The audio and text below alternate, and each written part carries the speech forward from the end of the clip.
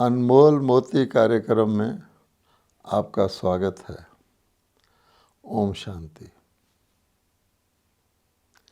ये सभी मानते हैं कि सच्ची स्वतंत्रता, सच्चा स्वराज्य सत्य और अहिंसा के पालन द्वारा ही हो सकता है। इसीलिए हमारे भारत के पार्लियामेंट में सत्यमेव जयते लिखा हुआ है कि सत्य की अंततो गत्वा जीत होती है। सत्य की नाव डोलती है लेकिन कभी डूबती नहीं है, और सत्य को सिद्ध करने की आवश्यकता नहीं होती, सत्य स्वयं सिद्ध होता है। और सत्य का मूल जो परिणाम है वो अहिंसा है, क्योंकि हिंसा होते ही, किसी प्रकार की हिंसा का संकल्प आते ही सत्य झूठ में बदल जाता है, और उसके परिणाम स्वरूप चाहे थोड़ी सी ही हिंसा हो, व्यक्ति समझता है इतने सारे प्रकाश में थोड़ा सा ही तो अंधकार है, तो वो धोखा खा जाता है।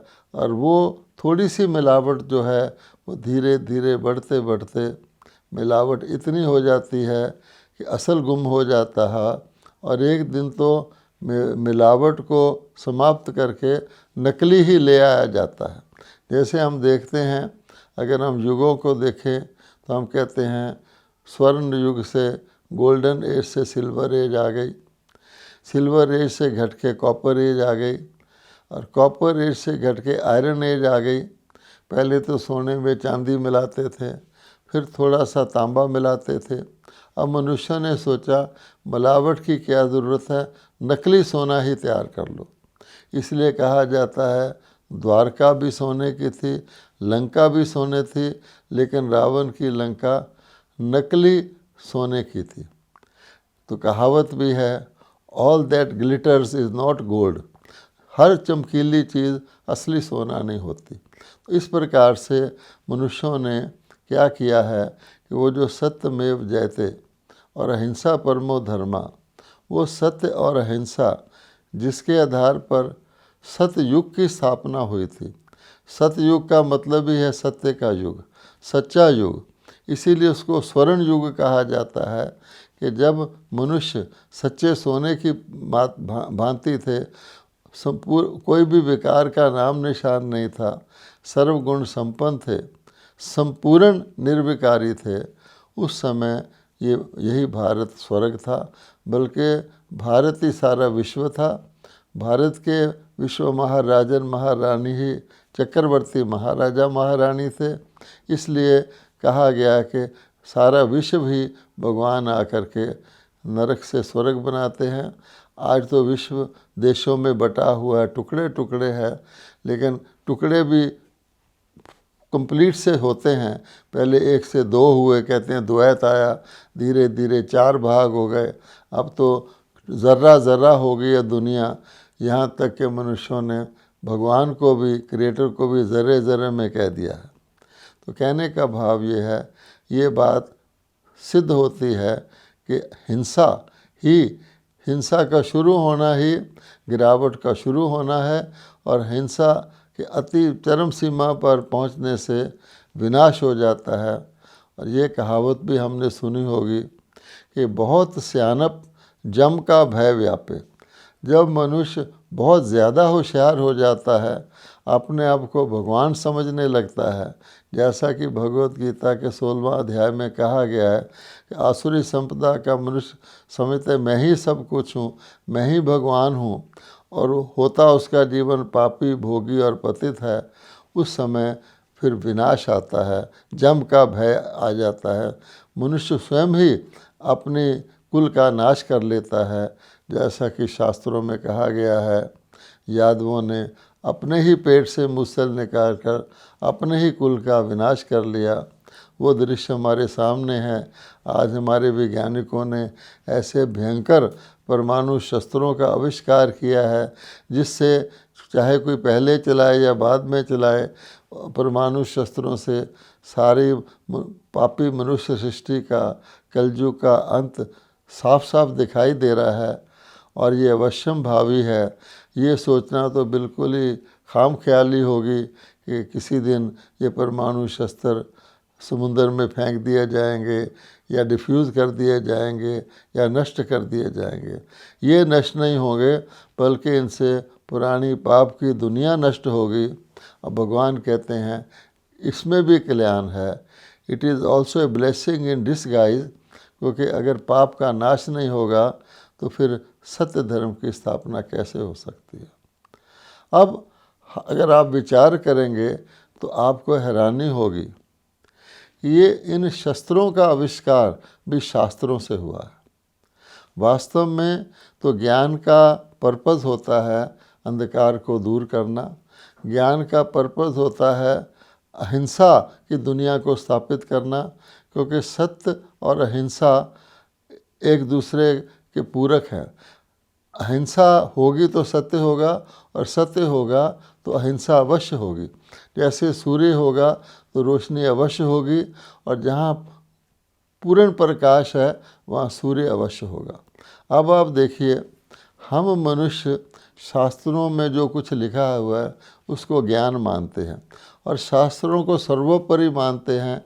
यहाँ तक अगर आप अपने सामने सीन को लाएंगे कि जब भगवान अवतरित हो जाते हैं और अवतरित होकर सत्य ज्ञान का भगवानोवाच करते हैं, उस समय भी भगवान के साथ कितने लोग होते हैं और अपोजिशन में जिसको कहा जाता है वर्णित कौरव सेना के रूप में गया है, उसमें कितने लोग होते हैं और कौन लोग होते हैं।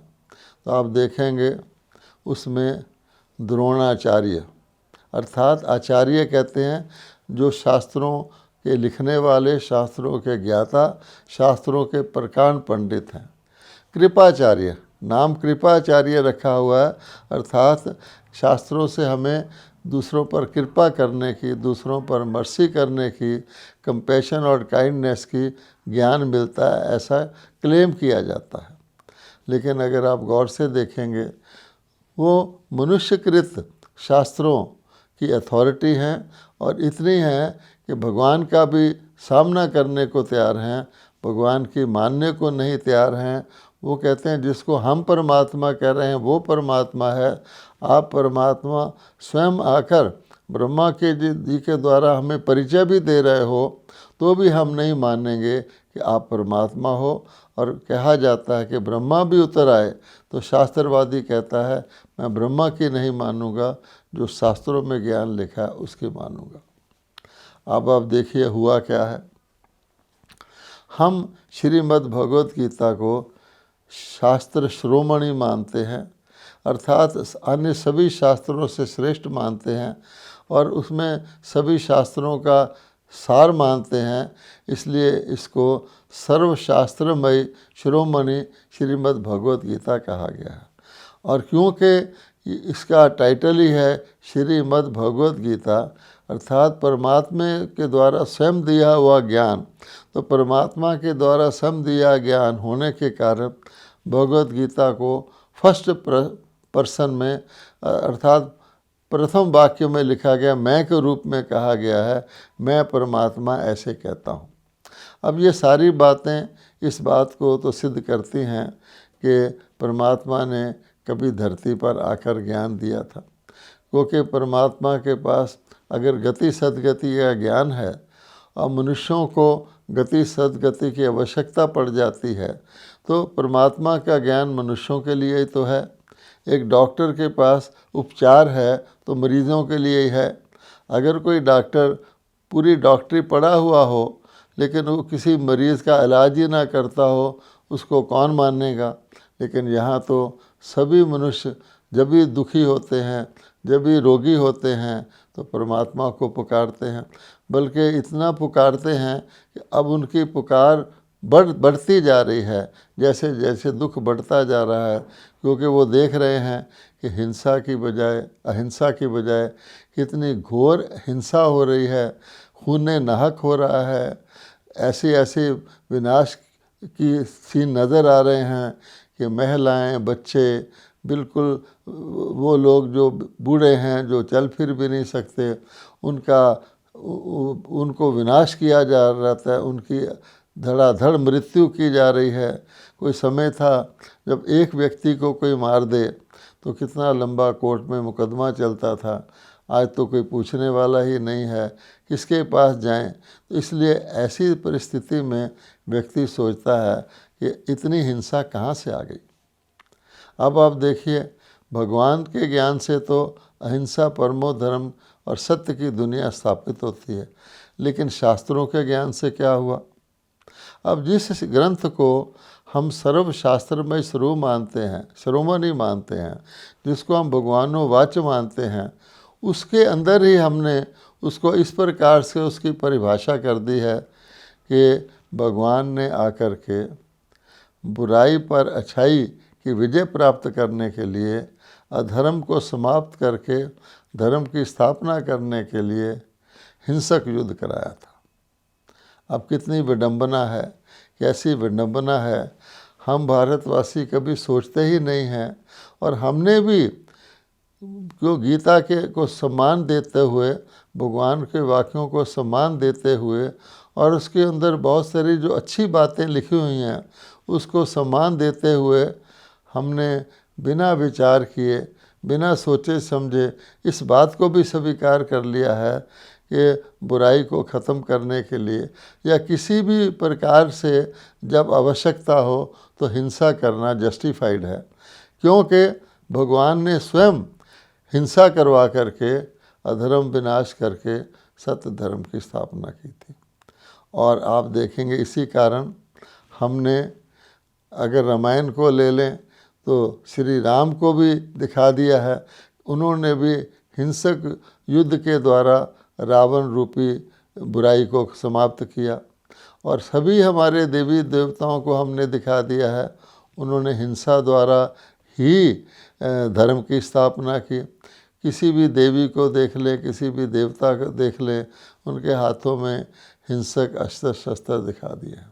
अब आप बताइए कि जब भगवानों वाच की भगवत गीता, जिसकी हम कसम कोर्ट में उठाते हैं, गीता की कसम खा कर ही एक्सपेक्ट किया जाता है कि ये व्यक्ति सच बोलेगा। अगर हम इस बात को भी टेस्ट करें, अगर हम कोर्ट के अंदर दो पार्टीज़ होती हैं, एक झूठा होता है, एक सच्चा होता है, अगर हम दोनों से गीता पकड़ कर कसम दिलवाते हैं कि मैं सत्य कहूँगा, तो एक तो झूठा है ही। इसका मतलब हुआ हम गीता को भी इतना नीचे ले आए हैं कि झूठे को भी कह रहे हैं कि तुम इसको हाथ में पकड़ कर कहोगे मैं सत्य कहूँगा। तो हम एक प्रकार से इससे भी झूठ को ही एक प्रकार से बढ़ावा दे रहे हैं, अगर आप गौर से देखेंगे। इस बात को छोड़ दें। अब आप देखिए कि थोड़ी सी हिंसा थोड़े से शुरू होती है। जैसे कहा जाता है कि पहले तो देवताओं के लोक में तो हिंसा होती ही नहीं थी, परंतु हमने तो देव असुर संग्राम भी दिखा दिया है कि जब देवता हार जाते थे तो असुर उनके ऊपर विजय पाने की कोशिश करते थे। वो देवता आकाश लोक में रहते थे, तो असुर जो है चढ़ाई करते थे आकाश लोक की तरफ, और देवता भी हिंसक शस्त्रों का प्रयोग करके, छल कपट का प्रयोग करके अपनी गद्दी को बचाते थे। और हमेशा असुरों की हार होती थी, देवताओं की जीत होती थी। लेकिन ये युद्ध लगातार ही चलता आया है। जब हम देवताओं और असुरों में भी संग्राम दिखा सकते हैं कि देवता भी असुरों को हिंसा करके जीतते थे, तो ज़रा और आगे सोचिए, जीतने वाले के पास अधिक विध्वंसक शस्त्र होंगे तभी तो वो जीतेगा। अर्थात देवता अधिक हिंसक थे, तभी तो कम हिंसा करने वाले असुरों पर जीत पहनते थे। और इसी आधार पर हमारा जीवन चलता आया है, इसी आधार पर हमारी मान्यताएं चलती आई हैं, इसी आधार पर हमारे विश्वास चलते आए हैं। आज भी अगर आप किसी नाटक को देखने जाएंगे तो उसमें क्या दिखाया जाएगा, एक बुरा व्यक्ति होगा, एक अच्छा व्यक्ति होगा, लेकिन उसमें एंड में यही दिखाया जाएगा कि बुरे व्यक्ति के पास जितने भी हिंसक हथियार थे, जितने भी उसके पास बुराई थी, जितनी कि उसके पास चतुराई की कलाएं थी, उन सबसे ज़्यादा उस हिंसक उसके हीरो के पास थी, तभी उसने उसको जीत लिया। इससे क्या अर्थ निकलता है कि अगर कोई नहला है तो मैं दहला बनूं, अर्थात मेरे पास ज़्यादा हिंसक शक्ति होनी चाहिए। इसलिए आज सब लोग मानते हैं कि हमें शास्त्र भी रखने चाहिए और शास्त्रों के साथ शस्त्र भी रखने चाहिए। अर्थात जब शास्त्रों से काम ना चले तो हमें शस्त्र उठा लेना चाहिए। अब ये सारी की सारी हिंसा कहाँ से निकली, तो आप गौर फरमाएंगे, अगर आप डीपली देखेंगे तो हमारे शास्त्रों से ही निकली। और सबसे पहले शास्त्र शिरोमणि श्री भगवत गीता ने ही हमारे अनुसार, हमारी बुद्धि के अनुसार, हमारी इंटरप्रिटेशन के अनुसार भगवान ने अर्जुन जो हिंसा नहीं करना चाहता था, ये भी एक आश्चर्य की बात है। एक व्यक्ति जो हिंसा नहीं करना चाह रहा है और बहुत सारे कारण बता रहा है, लेकिन उसको भी भगवान ने, ऐसे हम समझते हैं, हिंसा करने पर मजबूर किया और कह दिया गया है अंत में कि हे भगवान, अब मेरा मोह नष्ट हो गया है, मेरे को स्मृति आ गई है, अब जो भी कहेंगे मैं उसका पालन करने को तैयार हूँ। साफ साफ नहीं कह रहा वो कि मैं हिंसा करने को तैयार हूँ, क्योंकि भगवान ने जो सर्वश्रेष्ठ आध्यात्मिक ज्ञान सुनाया था उसमें तो हिंसा का नाम ही नहीं था, बल्कि हिंसा पर विजय प्राप्त करने के लिए अहिंसक शक्ति का प्रयोग, अर्थात अंधकार को ख़त्म करने के लिए ज्ञान प्रकाश का प्रयोग गीता में बताया गया था। और जब ब्रह्मा कुमारी इस बात को, भगवान के वर्तमान समय सुनी हुई सच्चे गीता ज्ञान को जीवन में भी धारण करते हैं और दूसरों को भी बताते हैं, तो कई लोग ये सोचते हैं कि ब्रह्मा कुमारी हमारी परंपरागत चली आ रही भगवत गीता के ऊपर क्वेश्चन पैदा करते हैं, वो इसके लिए और ही प्रकार की इंटरप्रिटेशन देते हैं। जब ब्रह्मा कुमारी कहते हैं कि श्री कृष्ण जो एक देवता हैं, जो 16 कला संपूर्ण है, जो सर्वगुण संपन्न है, जो ही अपने राज तिलक के बाद श्री नारायण कहलाते हैं, श्री कृष्ण गोविंद हरे मुरारे हे नाथ नारायण वासुदेवा हम रोज़ कहते हैं। और श्री लक्ष्मी श्री नारायण के राज्य में अहिंसा परमो धर्म था, शेर गाय एक घाट जल पीते थे, और हम उनके लिए कह देते हैं उन्होंने हिंसा करवाई। राम जी के हाथ में तो हमने बाण दे दिया है, वो राज सिंहासन पर बैठे हुए भी दिखाया है कि उनके हाथ में तीर कमान है। तो आप सोचिए, इससे बड़ा अज्ञान हमने अपने शास्त्रों के द्वारा नहीं फैलाया तो क्या किया है। इसीलिए हम कहते हैं जब शास्त्र काम ना करे तो शस्त्र उठा लो। बहुत सारे सन्यासी भी ये शिक्षा देते हैं। और भारत जो कुछ वर्षों पहले तक, पिछली सदी तक विश्व का शांति दूत माना जाता था, सारे विश्व में भारत से एक्सपेक्टेशन किया जाता था, यूनाइटेड नेशन में भी ये माना जाता था कि अगर कोई शांति प्रिय देश है, जो शांति स्थापित कर सकता है, वो भारत है।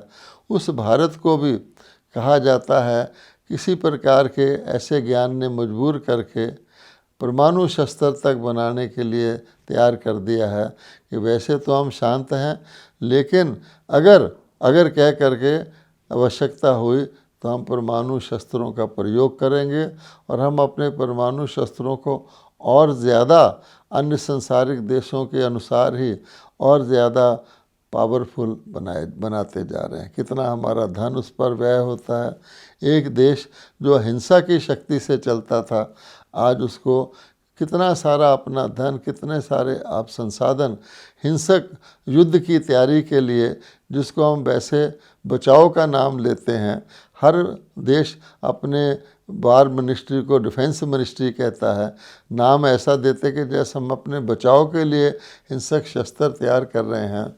लेकिन हम इस मूल सत्य को भूल गए हैं कि जैसे सूर्य के आगे अंधेरा नहीं आ सकता, इसी प्रकार से सच्ची अहिंसक शक्ति के आगे हिंसा आ ही नहीं सकती है। हम वर्तमान काल के कुछ ऐतिहासिक बातों का मेंशन करते हैं कि सोमनाथ का मंदिर था, उसके पुजारी भगवान को एक्सपेक्ट करते रहे हमारी रक्षा करेगा, लेकिन मोहम्मद गजनवी उसको लूट के ले गया। काश कि वहाँ हिंसक सेना होती तो शायद सोमनाथ का मंदिर नहीं लूटता। कहा जाता है कोई चीज़ भी हो तो संपूर्ण होनी चाहिए, आदि नहीं होनी चाहिए। हम एक तरफ कहें हम अहिंसक हैं, दूसरी तरफ हम हिंसा की भी तैयारी रखें, हम अपने पिस्टल लगा करके कहें कि मैं शांति पसंद हूँगा, नहीं, पिस्टल का लगाना ही सिद्ध करता है कि किसी न किसी दिन मैं इसका प्रयोग कर लूँगा। इसलिए मन के अंदर भी हिंसा ना रहे, तब व्यक्ति की अहिंसक शक्ति प्रकट होती है। और अंधेरा हमेशा, अंधेरे का अपना अस्तित्व नहीं होता, रोशनी का कम होना ही, ख़त्म होना ही अंधेरा है, रोशनी का लुप्त होना ही अंधकार है। रोशनी आती है तो अंधकार भाग जाता है। इसी प्रकार से आत्मा के अंदर जब वो देव आत्मा बनती है तो आप देखेंगे देवताओं आत्माओं की दुनिया में किसी प्रकार का अपोजिशन होता ही नहीं है, अर्थात वो अपनी पोजीशन में रहते हैं। कोई भी, चाहे वो प्रकृति है, चाहे वो वनस्पति है, चाहे वह पशु पंछी हैं, कोई भी चीज़, हर चीज़ उनकी सहयोगी बन जाती है। किसी के अंदर उनके लिए घृणा या उनको कष्ट देने का कार्य नहीं करती, हर चीज़ सेवा करती है। कहा जाता है प्रकृति भी देवताओं की दासी बन जाती है। इसलिए आप देखेंगे कि चित्रों में विष्णु जी को शेषनाग की सैया पर सोया हुआ, आराम से बैठा हुआ दिखाते हैं। श्री कृष्ण को दिखाते हैं कि जब बच्चे को दूसरी ओर ले गए थे तो जमुना ने रास्ता छोड़ दिया था। बरसात आई तो एक 5 सिर वाला नाग आके उनको बरसात से बचाता रहा। ये सारे सिंबोलिज़म इसी बात को बताते हैं कि भारत को संपूर्ण अहिंसक बनने के लिए संपूर्ण सत्य का ज्ञान होना चाहिए। और भगवान कहते हैं वो ज्ञान शास्त्रों में नहीं है, क्योंकि हमने अपने शास्त्रों को मनुष्यों ने लिखे हैं और उन्होंने इस बात को सोच लिया है अगर कहीं ऐसा हुआ कि हमारे जो धार्मिक प्रवृत्ति है या हमारी आध्यात्मिकता है, इसके ऊपर हिंसा हावी हो गई तो फिर गलत होगा। इसलिए हमें हिंसक तैयारी भी करनी चाहिए। अब एक व्यक्ति हिंसक और अहिंसक दोनों नहीं हो सकता। ये हो सकता है कि अहिंसक व्यक्ति नीचे गिर करके हिंसक बन जाए, इसलिए उसके भी एग्जाम्पल हमारे शास्त्रों में हैं। हम श्री कृष्ण को श्याम और सुंदर दिखाते हैं, श्री कृष्ण सुंदर भी दिखाते हैं, श्री कृष्ण श्याम भी दिखाते हैं। और ये बताते हैं सुंदर श्री कृष्ण थे, फिर एक 5 सिर वाले नाग ने फूंक मारी जिससे वो काले हो गए। अब ऐसा नहीं है कि एक ही जन्म में श्री कृष्ण सुंदर थे तो 5 सिर वाले नाग के फुकार से वो काले हो गए, लेकिन जो 5 सिर हैं वो गीता में वर्णित 5 विकारों के प्रतीक हैं, काम, क्रोध, लोभ और अहंकार। ये विकार ही श्री कृष्ण सिंबॉलिक हैं। श्री कृष्ण और अन्य जितने भी कृष्णपुरी के देवता थे, जब वो समय आने पर 5 विकारों के जहर से ग्रसित होते हैं तो काले हो जाते हैं या सांवले हो जाते हैं, इसलिए उनको श्याम कहा गया है। इसी प्रकार से ब्रह्मा जी को भी कहा गया है, ब्रह्मा जी का दिन बताया गया है, ब्रह्मा जी की रात बताई गई है कि जब ब्रह्मा जी अर्थात वही आत्मा जो ब्रह्मा जी की थी या श्री कृष्ण जी की थी, वो अनेक जन्मों तक जब अपने देवताएं कुल युग में जन्म लेते रहे और जब आके वो पुण्य क्षीण हुए, वाम मार्ग में गए, शास्त्रों में लिखा हुआ है द्वापर में रजोगुण से काम विकार की उत्पत्ति होती है, जिससे अन्य विकारों की उत्पत्ति होती है। तब फिर वो सांवरे होने शुरू किए, आत्मा जो थी उसके अंदर मिलावट आनी शुरू हुई और धीरे धीरे तो आत्मा की पूरी ही शक्ति काया कला चट हो जाती है और वो हिंसा का आधार हर बात में लेती है। हिंसा को भी भगवान ने बहुत सूक्ष्म रूप बताए हैं। तो कहने का भाव ये है, ना तो शास्त्र ना उनसे निकले हुए शस्त्र हमें सच्चा मार्ग दिखा सकते हैं जिससे हम सत्य और अहिंसा को धारण कर सकें और सत्य और अहिंसा की भगवान द्वारा स्थापित की जा रही दुनिया में प्रवेश कर सकें। ये बात अति विचारणीय है, क्योंकि आज हम जिन शक्तियों का आधार ले रहे हैं वो आसुरी शक्तियां हैं। वो भौतिक शक्तियाँ हैं, वो दैहिक शक्तियाँ हैं, और उसको जितना हम और ज़्यादा प्रयोग करते जाएंगे, जैसे क्रोध है, अभिमान है, काम है या संसारिक हथियार हैं, उतना ही हम और ज़्यादा दुखी और अशांत होते जाएंगे। हमारा तनाव बढ़ता जाएगा, हम चिंता और भय से और ग्रसित होते जाएंगे। अब तो हम देखते हैं इसकी चरम सीमा ही पहुंच गई है।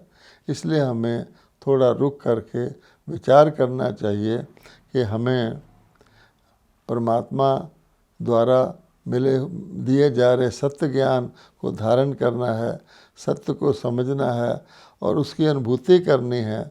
आत्मा ओरिजिनली सत्य स्वरूप में कहा जाता है आनंद स्वरूप है। सत्य है यानी शाश्वत है, चैतन्य है यानी अनुभूति करने वाली है, और आनंद स्वरूप परमात्मा का स्वाभाविक गुण है। कहाँ आनंद स्वरूप आत्मा, कहाँ हम सुख प्रेम आदि से जाकर आज हम शांति में भी नहीं रह सकते और शांति की भी खोज करते हैं। हमें क्षण भर की सच्ची मन की शांति मिल जाए तो हम क्या कहते हैं, तेरी एक बूंद के प्यासे हम। हे परमात्मा, तू प्यार का सागर है, तेरी एक बूंद के प्यासे हम। तू शांति का सागर है, हमें सच्ची मन की शांति की एक बूंद भी मिल जाए, हम उसको बहुत बड़ी मानते हैं। ये भारतवासियों की हालत हो गई है शास्त्रों और शस्त्रों का आधार लेने पर। इसलिए भगवान ने कहा है, भगवद गीता आप आज भी खोल लें, हे मेरे बच्चों, मेरी प्राप्ति, मेरे द्वारा सुख शांति की प्राप्ति, मुक्ति की प्राप्ति वेद अध्ययन जिसमें सभी शास्त्र आ जाते हैं, जप तप दान पुण्य इत्यादि से नहीं होती है। इस बात पर ही विचार कर लें कि भगवान स्वयं क्यों कह रहे हैं। वेद और उसके अध्ययन में भगवद गीता भी आ जाती है जो मनुष्यों की बनाई हुई है। इनसे जप तप दान पुण्य तीर्थ इत्यादि जो कुछ तुम करते आए हो, मेरे से और ही दूर होते आए हो।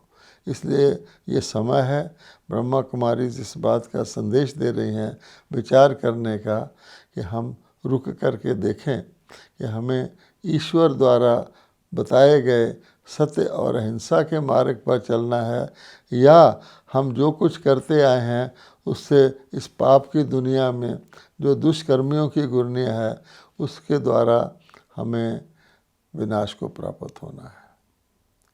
ओम शांति।